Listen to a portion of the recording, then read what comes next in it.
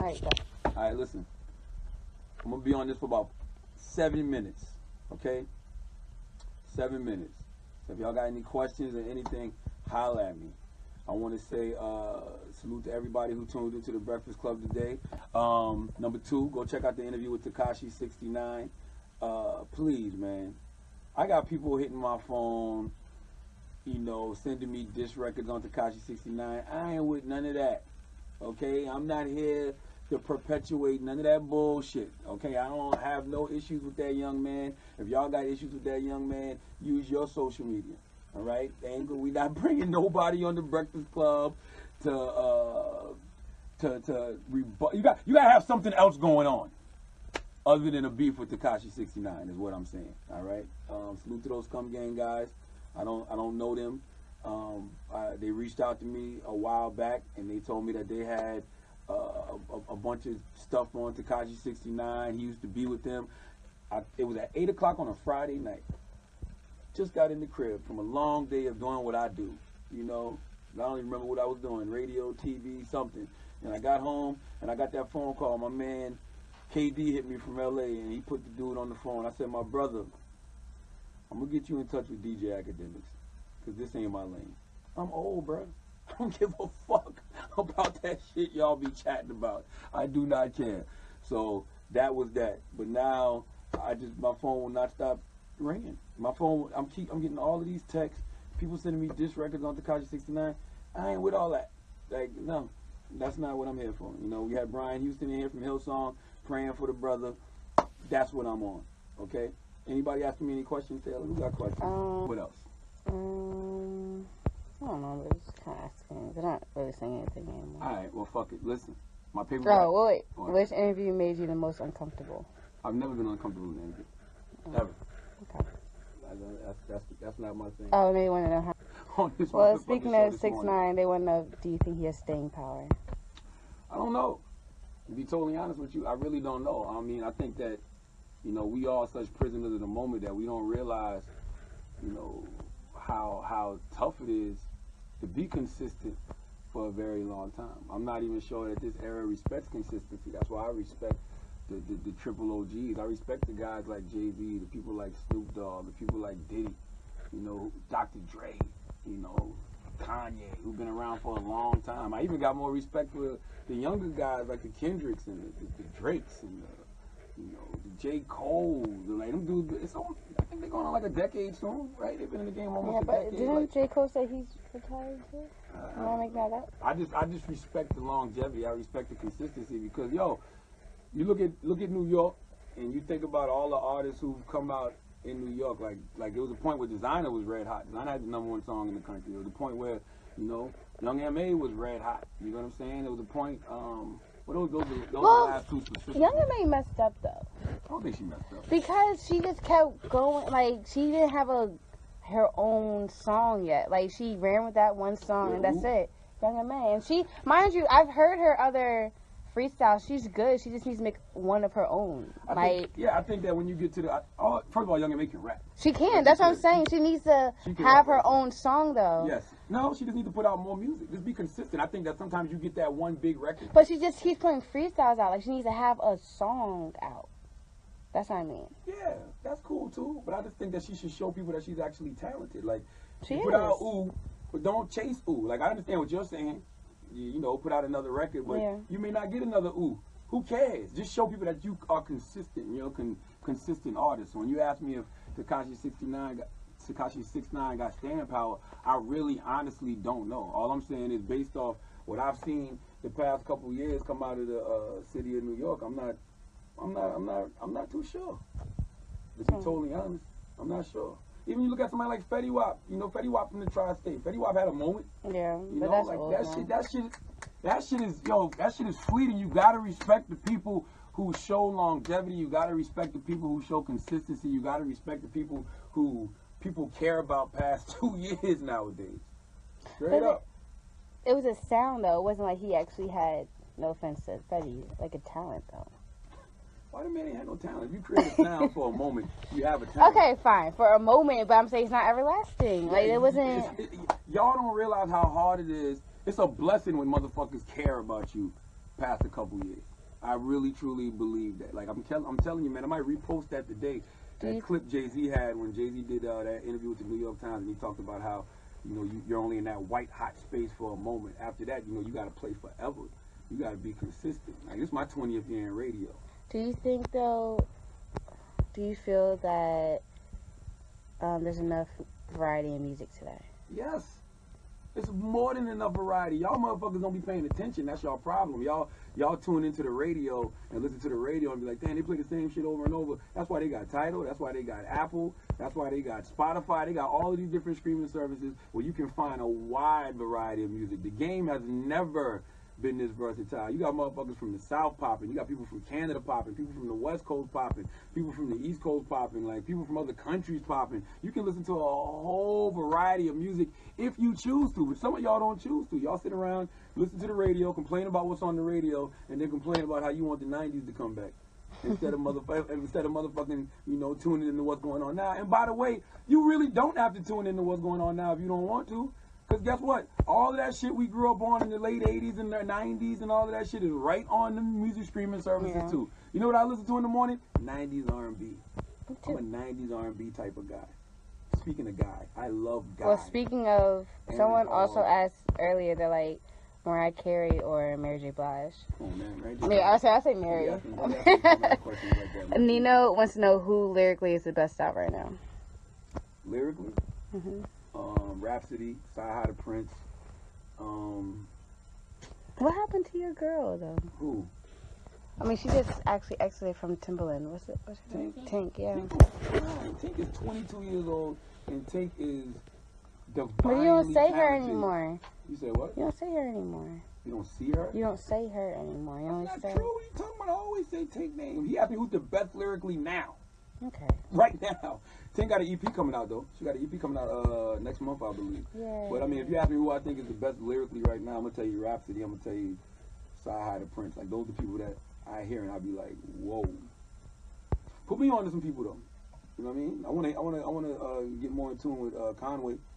I always say Conway is super nice. But put me on to some people. And don't tell me MC Mumblefuck from your hometown. That's another shit I hate. I hate when people that y'all really like from y'all hometowns who not on, and then y'all say shit like, we don't support up and coming artists just because we not supporting you. That's not how this shit works, man. And you know when y'all tell me that the most? When we're supporting an up and coming artist. Like literally I posted, which speaking of Tink, I posted something to Tink the other day. I think I posted her EP coming out or something like that. And it was this dude in my mentions just going in on me saying how, oh, word, you posting Tink? Wow, she must be paying you because you don't support up and coming artists. No, nigga, I don't support you. You. So crazy. Okay? You know what I mean?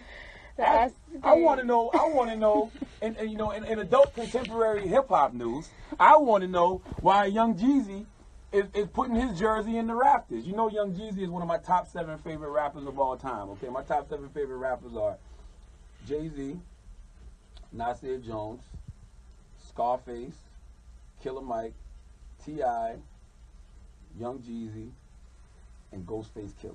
It's my top 7 favorite MCs of all time, in no particular order. Okay, that's the type of stuff I care about. You see me? I'm here, man. I got my girlfriend's hat on. You know what I'm saying? Salute to my dude Talento. I own all 8 seasons of Girlfriends on DVD. Don't be asking me about no motherfucking rap beef and all that type of shit, man. I don't care about that shit no more. Okay? Someone wants to know what's your favorite cologne. My favorite cologne, People ask me. Izzy Miyake. You know, I'm old school. Izzy Miyake. I wear Polo Red too. But Izzy Miyake and Polo Red. That shit that Casper Nioves, I know I'm pronouncing the brother's name wrong, my brother from Africa.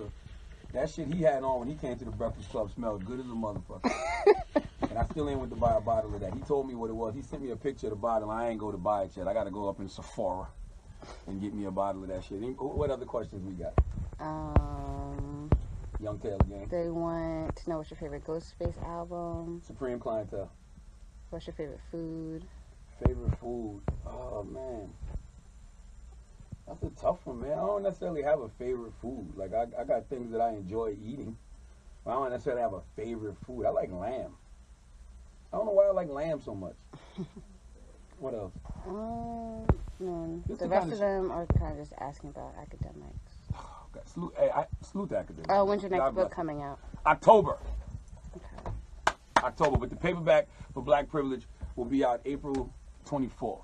Someone's mad you said Biggie's not in your top for rappers. Why you mad that Biggie's not in my, keyword my, top 7? First of all, it's some people that you shouldn't even rank. I don't even think Biggie should be ranked anymore. Like if you got Biggie in your top 5 or your top 7, great. I just don't think Biggie should be ranked at all. Biggie is a god MC. He's on the Mount Rushmore hip hop. Like him and Pac. What's the point of putting him and Pac in your top 5, top 7? Like, and by the way, neither one of them got the chance to actually put together a catalog, so to speak. You know what I mean? I know Pac put out a lot of music, but I don't think that either one of them. I don't think they got a chance to play enough seasons. So they How many albums they Hall of Fame. Tupac? I don't remember how much Tupac had when he was alive. Maybe 3, maybe 4. I know Biggie had 2, but it's just like I don't rank them. Like they're in a different category. Like we know that them guys are legends. We know they're goats. We know they're the bar. I don't rank them. You know. And either way, even if we didn't, it's my top 7, my personal taste. Not what you think. Well, I have a question. Yes. Do you think that you said like they're guys and everything else?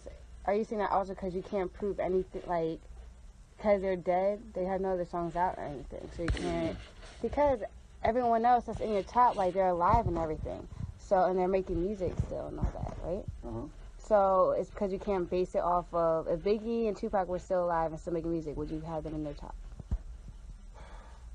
Maybe, I don't know. I'm just saying, I don't know. Like neither one of them was ever my personal favorites. I liked them, especially Big. I didn't really like Pac when Pac was alive, because I was a big guy. I was in the Big. I was in the Mobb Deep. So when Pac was, dissing them and dissing Nas and Jay-Z, I liked the East Coast shit. So I wasn't riding with what Pac was doing. So I didn't even really start listening to Pac until after Pac passed. But I like what he represented and I like what he stood for. But I like Biggie. I like Biggie a lot. But I don't know. Maybe Biggie just never got a chance to be my personal favorite rapper, I guess. I like him though. Someone said, what proverbs do you live by? Proverbs from the Bible? Chapters? I can't think of any proverbs offhand. But I mean, my main mantra that I live by is keep God first, stay humble, and keep working. Everyone's hitting you up. I'm saying what? No. What are they saying? Shy the Prince said, like, fucks with you. So. Sci-Hi the Prince? Yeah. That's my guy. Salute to Sci-Hi the Prince. No Dope on Sundays. One of the best motherfucking rap albums that came out last year. When you saw me do the Dope Trash Year with Joe Budden, I ranked that as one of my favorite albums of last year. That's the kind of shit I'm into, man. I'm a proud man, bro. Someone asked, what dead artist you wish you interviewed that you never got a chance to? Oh, that'd be Pac, without a shadow of a doubt. Yeah, I would do that. Like, not even close. Like, I would have loved to have a conversation with Pac. I would just love to see what Pac's mind state was at right now. You know what I'm saying? I would love to see what Pac would be on at this present moment. But Pac didn't get a chance to because he's dead. Yeah. You know? And what's your favorite Breakfast Club interview now? My favorite Breakfast Club interview? I don't have a favorite Breakfast Club interview. I like different Breakfast Club interviews for different reasons. And you can't ask me what's my favorite interview because, like, it'll be in the moment. You know what I mean? Like right now, I would say Erica Alexander because we interviewed her yesterday. And I loved, a lot of her jewels, And I grew up off Living Single in Martin. I grew up a Jehovah's Witness. So it's like every Thursday night, we used to have meeting at the Kingdom Hall. So I used to have them 4-hour motherfucking VHS cassette tapes. And like, I think we would have to leave for the Kingdom Hall like 6:30. So you had to make sure you had like a 4-hour tape because Kingdom Hall wasn't open till like 9:15, 9:30. You probably get back to the house at 10. So you had to press record at like 6:30 when you leave the house. And that shit would record whatever came on at 7:30. I remember that. No, you don't. Yes, I do. You don't think my mom did that? Don't do that. Martin used to come on at 8. Living Single used to come on at 8:30. So that's a commitment. Like to have to record them shit every Thursday. So you see somebody like Eric Alexander come in here. That's Maxine Shaw, attorney at law. Like I got an emotional connection to Living Single. So to actually sit down and kick it with her, and she's just a dope individual, that that means something to me. So right? Y'all, oh, salute to my man Freddie G's. Salute to my man Freddie G's. Salute to my man Slash. You know what I mean? Salute to my man Jack. Salute to my man Treyway. They're my peoples. That's another thing I will say too about Tekashi 69. He got good energy, but he do have a few solid individuals around him. Like, these are people that I've been knowing for over a decade. You know, some from South Carolina, some from Jersey, because you know I'm from South Carolina and all my family in Jersey. So I will say he does have some people now in his camp that's going to try to get him on the right path, man. So y'all pray for that brother. And that's all we can do at the end of the day. All we can do is tell these kids, man. Because you know how it was when we was young too. We wasn't listening to nobody either. And I know that some things that we say may sound harsh, but when my father used to tell me that if I don't change my lifestyle, I'm going to end up in jail, dead, or broke sitting under the tree, I didn't think he was being harsh. I just thought he was being real. And when you actually start seeing people around you die, or when you start going to jail yourself, or you start seeing people around you actually go to prison, or you see people that you used to look up to, that used to be the man, now they under the tree, you know, broke and fucked up, you start to realize, like, damn, my pops knew what he was talking about. You know what I'm saying? So always remember, man, smart people learn from their own mistakes, but wise people learn from the mistakes of others. All right? You don't necessarily got to put your hand on that stove all the time to know that it's hot. So when a motherfucker that came before you is trying to tell you how something is going to end up based off what they're watching you do in your life, you should motherfucking listen, man. All right? If not, fuck it. I don't give a shit. I'm going to be all right. All right? Peace.